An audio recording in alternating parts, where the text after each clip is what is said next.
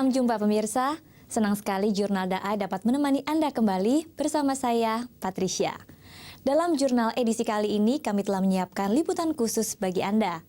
Mewujudkan mimpi remaja masa depan dan mencintai buah lokal.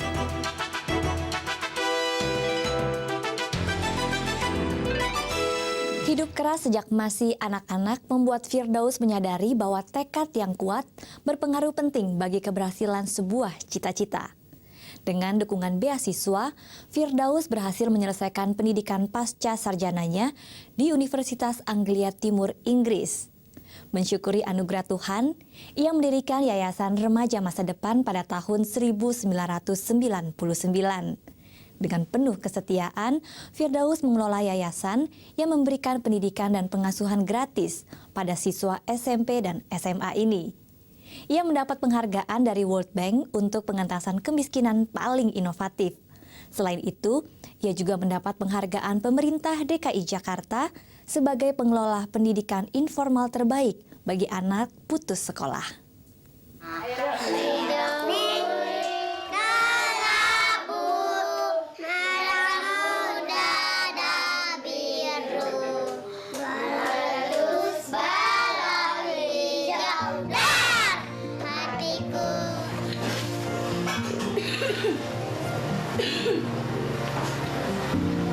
Kalau pakai baju dari bawah, coba dari atas nanti.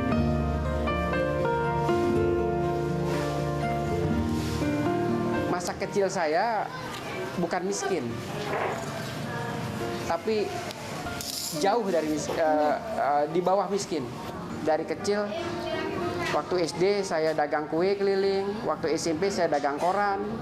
Waktu SMA sampai kuliah, saya jadi tukang parkir. Bukan cuma untuk biaya sekolah, tapi juga untuk membiayai adik-adik dan orang tua.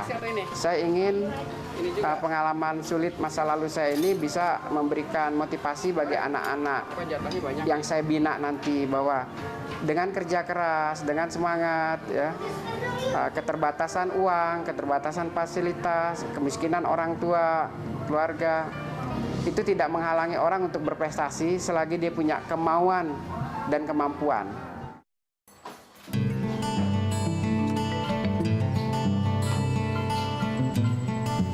Masa kecil yang sulit menjadi kekuatan Muhammad Firdaus untuk dapat mensejahterakan masa depan anak-anak yang kurang mampu. Anak pertama dari 7 bersaudara ini harus membiayai sendiri kebutuhan hidupnya untuk dapat terus bersekolah. Paman, sepertinya bukan orang sembarangan yang bisa mencabutkan. Dari perjuangannya itu, Firdaus dapat menyelesaikan kuliah strata 1 di Universitas Indonesia. Ia juga berhasil meraih gelar master dari Universitas Anglia Timur, Inggris, jurusan kesejahteraan anak internasional melalui beasiswa. Yaitu bahwa saya kapok hidup miskin. Betapa susahnya jadi orang miskin. Salah satu jalan untuk menjadi orang yang untuk tidak miskin lagi adalah belajar. Makanya saya belajar keras. Sambil berdagang di jalan itu dagang koran, saya juga belajar keras sehingga saya dapat SMP yang bagus. Ya, sekolahnya dari SD, SMP, SMA sampai kuliah di universitas saya selalu dapat negeri.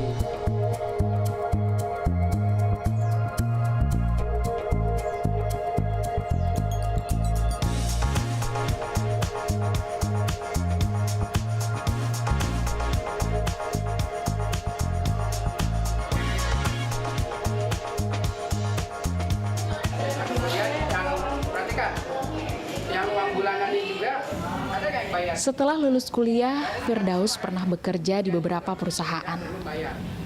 Namun ia memilih mengikuti suara hatinya, menangani anak-anak yang tidak mampu agar tetap dapat melanjutkan sekolah. Tahun 1999, Firdaus mendirikan Yayasan Remaja Masa Depan, sebuah yayasan yang memberikan pendidikan non-formal secara gratis. Pusat Kegiatan Belajar Mengajar atau PKBM Remaja Masa Depan ini memiliki sistem kejar paket B dan C. Sekolah ini diperuntukkan bagi anak-anak putus sekolah dan tidak mampu. Bukan dagang sayuran di Pasar Putaran, bukan? Oh, berarti depan rumah dagangnya. kenapa saya bikin sekolah untuk anak putus sekolah, karena mereka tidak mampu ke sekolah pemerintah. Sekolah pemerintah masih sangat mahal, tahun 99, 2000, 2001 sampai 2004. Nah, setelah tahun 2004, tahun 2005 muncullah sekolah gratis untuk tingkat SMP. Beristrikan Mariamah dan dikaruniai 2 orang putra. Mereka tinggal di wilayah Tebet, Jakarta Selatan. Bersama sang istri, Firdaus mengelola yayasan ini. Ia harus mencari sendiri bantuan dana dari masyarakat. Hidup dan usahanya yang keras pada masa lalu membentuk kekuatan tekad dalam dirinya. Salah satunya agar sekolah ini tetap berdiri dan berjalan.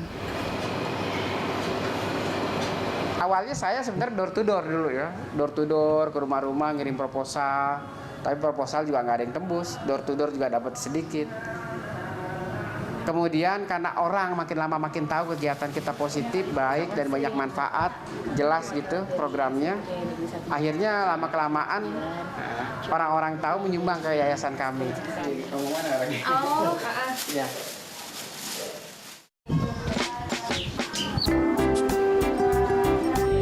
Secara perlahan, kegiatan belajar mengajar di PKBM berkembang. Jumlah murid pun bertambah dari waktu ke waktu. Saat ini menampung sekitar 100 murid untuk tingkat SMP dan SMA.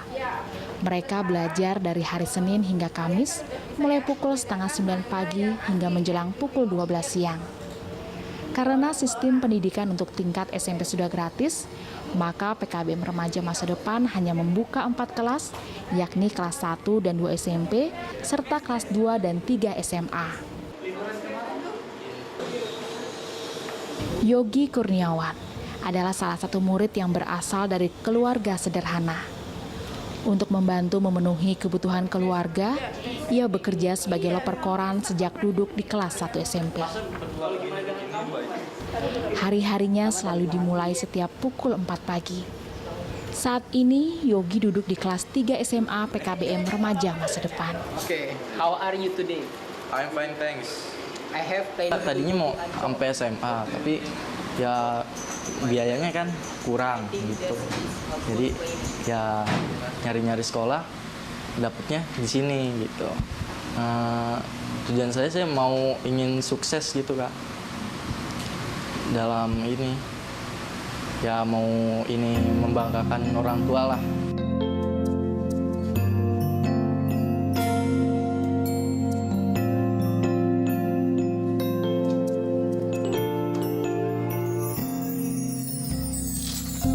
Dasmo adalah salah satu alumni SMA PKBM Remaja Masa Depan.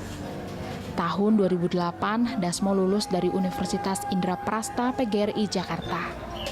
Lalu pada tahun 2010, ia meraih gelar S2 di jurusan Pendidikan Matematika dan Ilmu Pengetahuan Alam. Kini Dasmo menjadi dosen di universitas tersebut. Saya pikir nggak mungkin saya jadi orang berhasil kalau nggak sekolah.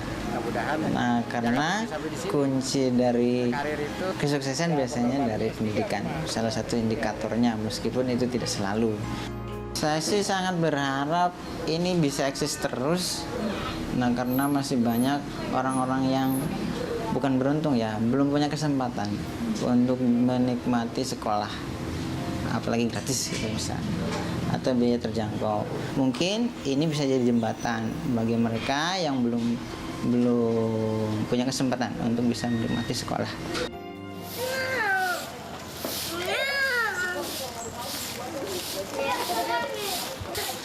Seiring berjalannya waktu, pada tahun 2003, Firdaus mendirikan panti asuhan. Panti ini dihuni oleh 45 anak dari berbagai latar belakang, yatim piatu, anak jalanan, anak terlantar, fakir miskin, dan duafa. Bagi Firdaus, anak-anak ini sudah menjadi bagian dalam hidupnya. Setiap hari ketemu dengan semua anak, kalau lagi ngobrol berdua, bertiga, berempat, berlima dengan mereka, ya kita selalu yang kita prioritaskan itu ada nasihat. Bagaimana mereka harus jaga sikap, mereka harus jujur, rajin, dan disiplin, kerja keras, gitu ya. Agar mereka meraih masa depan yang lebih baik. Kamu kalau setiap hari itu dapat sekolah yang bagus. Amin. Iya Kak?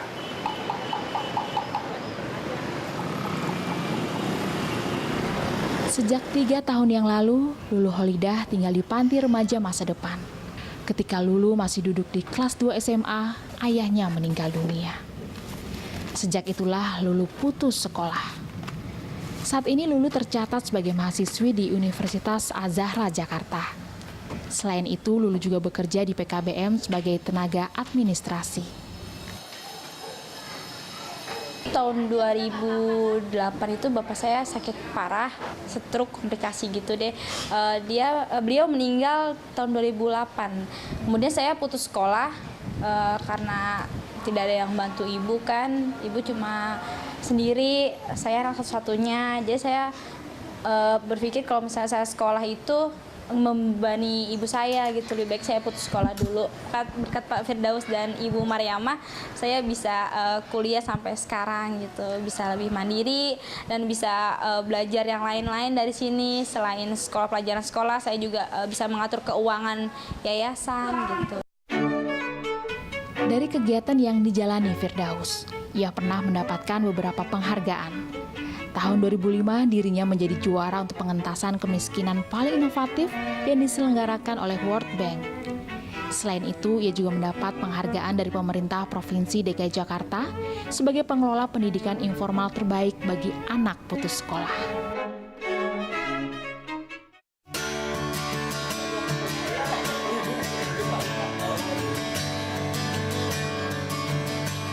Firdaus berani berjuang untuk panggilan hatinya. Perjalanan hidup telah memberinya pelajaran berarti. Baginya semua ini adalah kesempatan yang tidak boleh disia-siakan. Kehidupan anak-anak dan kesuksesan mereka nantinya merupakan kepuasan batin yang tak tergantikan oleh apapun.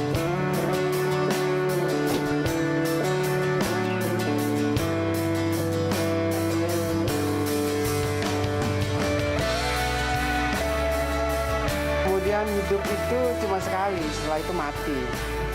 Maka karena hidup itu cuma sekali, membantu orang lain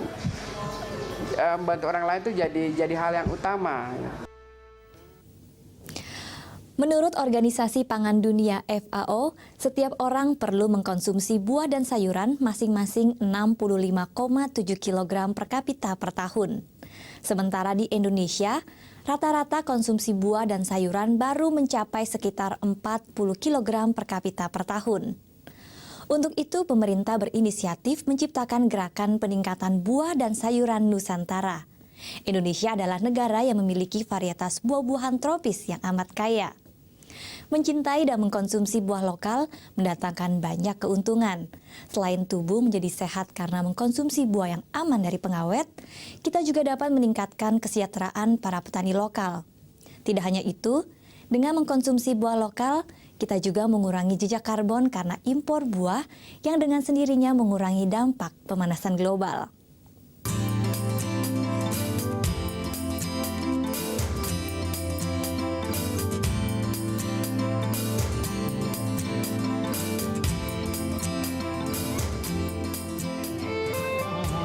Pemerintah Indonesia optimis impor buah dan sayur tahun ini akan turun hingga 20-30% dibandingkan tahun lalu. Harapannya, kesempatan pasar dalam negeri tersebut dapat digantikan dengan produk hortikultural lokal, antara lain sayur dan buah lokal.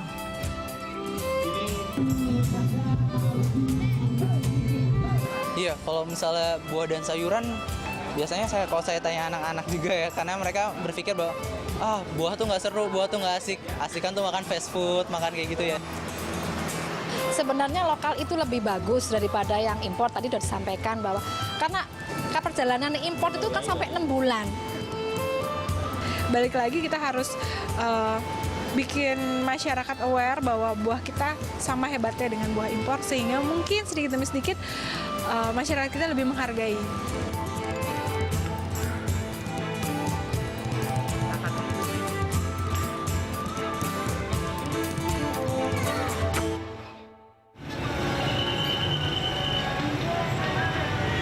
Mengonsumsi buah lokal secara langsung bermanfaat bagi kesehatan.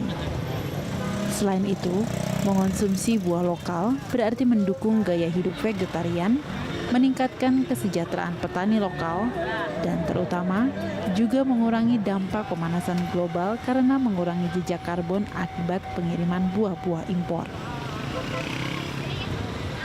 Saya lebih percaya buah lokal karena buah lokal lebih segar ya. Udah gitu kan kita tahu kan dari pengetahuan dari media massa ya bahwa kalau buah impor itu disimpannya lama di kontainer gitu. Sedangkan kalau buah segar itu kan langsung dari petani ke pasar gitu-gitu. Jadi saya lebih suka itu selain memang ada rasa nasionalismenya gitu kan ya, bahwa kita ingin memajukan juga apa yang kita punya gitu. Berkumpul di Monas ini dalam rangka pencanangan gerakan peningkatan konsumsi buah dan sayuran Nusantara serta penggunaan jamu dan bunga segar.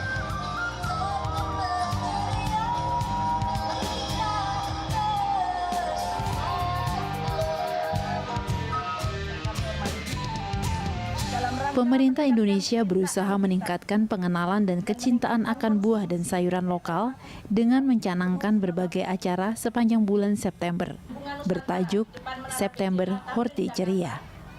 Salah satu acara adalah dengan mencanangkan gerakan peningkatan buah dan sayur Nusantara secara resmi. Mari kita sama-sama menikmati buah Nusantara. Bismillah. Rata-rata konsumsi masyarakat Indonesia terhadap buah dan sayuran masing-masing sekitar 40 kg per kapita per tahun. Tingkat konsumsi tersebut masih di bawah standar kecukupan pangan terhadap buah dan sayur yang ditetapkan oleh Organisasi Pangan Sedunia (FAO). Menurut FAO, setiap orang perlu mengonsumsi buah dan sayuran masing-masing 65,7 kg per kapita per tahun. Kita masih perlu meningkatkan konsumsi buah dan sayur masing-masing sekitar 200 gram per hari. Kebiasaan ini, di satu sisi, juga dapat memberi variasi pengganti kebiasaan mengonsumsi daging. Yang pertama, meningkatkan konsumsi ya. Karena tingkat konsumsi kita itu kan sebenarnya belum ideal. Jadi kalau menurut FAO itu kan 65 kg lebih ya, 65,75 kg gitu lepasnya. Nah, sedangkan kita rata-rata masyarakat Indonesia itu baru sekitar 40. Jadi ya memang harus ditingkatkan. Nah, persoalannya dari mana buah itu dipenuhi kan gitu. Nah, kita harapkan tentu saja buah-buahan yang dikonsumsi oleh masyarakat Indonesia jadi adalah buah-buahan tropis. Nah, ini yang harusnya arahnya ke sana. Jangan berorientasi pada buah impor yang penting murah, bukan itu. Karena murah belum tentu sehat, murah belum tentu kualitasnya baik ya. Begini, kita juga tidak menafikan ada memang buah-buahan yang memang tidak bisa diproduksi di Indonesia. Saya kira juga ada penggemarnya juga, kita nggak bisa tutup lah itu ya. Artinya kita buka ruang itu. Tetapi kalau ada yang sejenis ya tentu kita usahakan itu diatur supaya jangan masuk pada saat kita lagi ada. Sejak Juni tahun ini, pemerintah Indonesia memberlakukan pengetatan pintu masuk buah dan sayur impor. Hal ini dilakukan untuk menekan laju peningkatan impor hortikultural. Dengan begitu, pasar buah dan sayur dalam negeri akan berkembang. Kebiasaan mengonsumsi buah dan sayur lokal akan meningkat. Kesehatan masyarakat lebih terjaga dan jejak karbon akibat pengiriman buah dari luar negeri akan berkurang. Mungkin ada beberapa pendapat yang menyatakan bahwa makan buah itu mahal, ya kan? Kalau orang maunya buah kayak anggur, pir, itu kan harus mahal. Jadi konsumsi buah kesana mahal. Padahal kalau kita mau mendapatkan unsur saja yang ada di buah itu, buah-buah pelengkap itu sebenarnya murah. Contohnya pisang, itu buah super lengkap bisa dibilang ya. Jadi untuk kesehatan iya, karbohidratnya ada, tadi dibilang potasium itu untuk otak, pertumbuhan otak itu ada, dan harganya pun tidak mahal gitu kan. Contohnya lagi pepaya, itu vitamin A-nya tinggi, vitamin C-nya tinggi, dan harganya pun tidak mahal. Jadi sebenarnya yang kita butuhkan adalah mengingatkan kembali atau edukasi masyarakat bahwa yang kita butuhkan dari buah itu selain rasa, zat-zat yang terkandung di dalamnya, dan itu yang mereka harus tahu. Ini bedanya.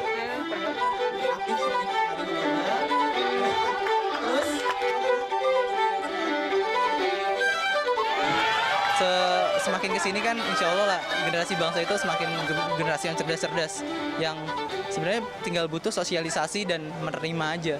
Karena kalau misalnya udah cerdas, insya Allah dalam memahami suatu hal mereka bisa berpikir lebih logik.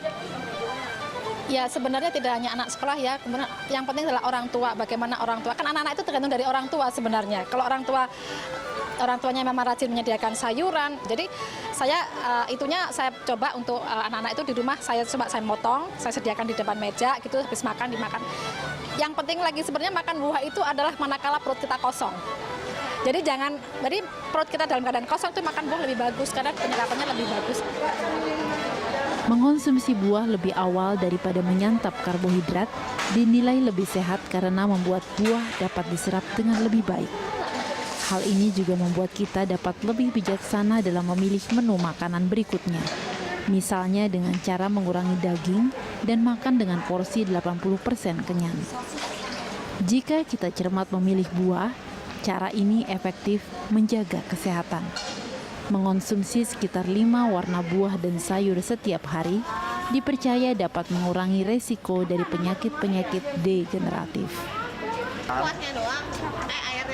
Banyak cara yang dapat dilakukan untuk mengonsumsi buah. Buah-buah impor yang kulitnya dapat dimakan cenderung tidak aman dikonsumsi bersama kulit buahnya karena adanya lapisan lilin dan jejak pengawetan. Tetapi buah-buah lokal yang dapat dimakan dengan kulitnya lebih cenderung aman untuk dikonsumsi kulit buahnya juga. Walau paling aman mengonsumsi buah secara langsung dalam bentuk aslinya, beberapa orang lebih memilih mengonsumsi buah dengan cara tertentu. Misalnya dibuat menjadi jus buah ataupun juga es buah. Berbagai upaya perlu dilakukan agar orang dapat mengonsumsi buah secara teratur dan meningkatkan konsumsi buah dan sayur hariannya.